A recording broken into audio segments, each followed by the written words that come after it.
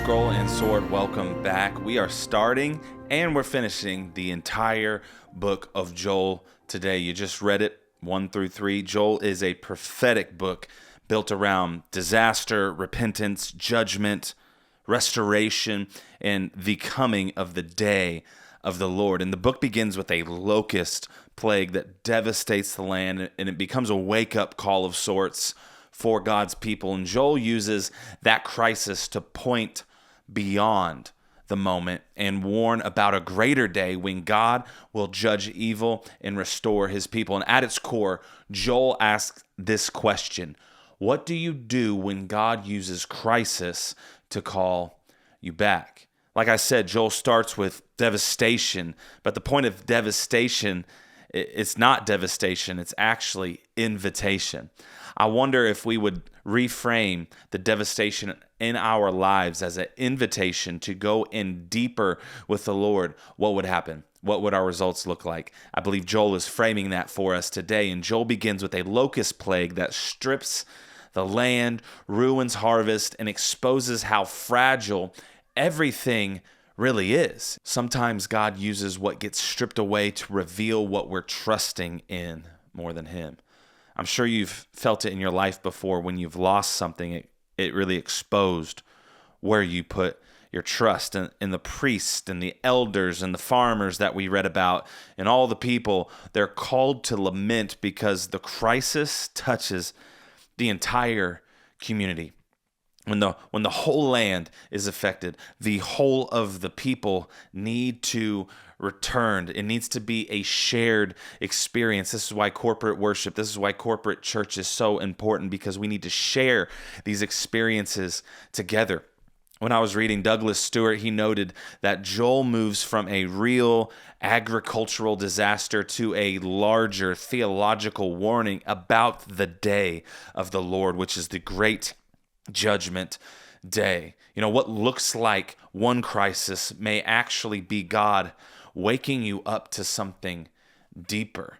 I'm not saying God put the crisis in your path. I do not really believe that at all. I believe what the enemy meant for evil, God meant for good. We see that in the book of Genesis and the story of Joseph. And this is the same thing here. The people of God, they walked into these crises because they were not leaning on God, and God used the crisis that the people chose, that the people accepted.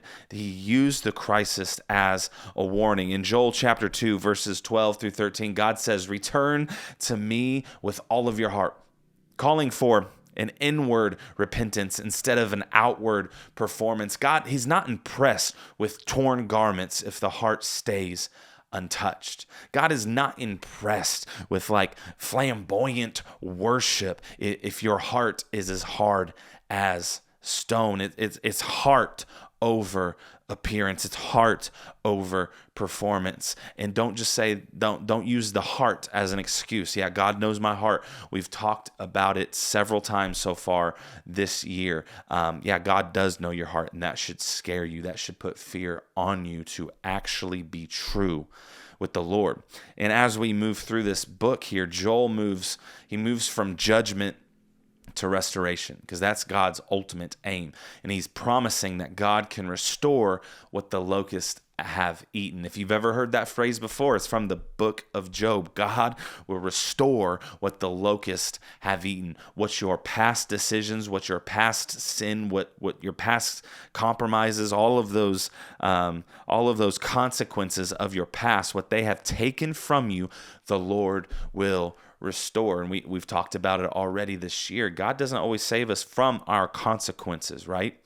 We will reap what we sow. But when we are in the Lord and when we're reaping consequences from our past, he will restore us after the fact. God will restore what the locusts have eaten.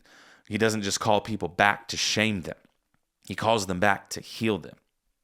God doesn't call you back to church to shame you. God doesn't call you back to the altar to shame you. He calls you back because you need deeper healing. Restoration happens after you return.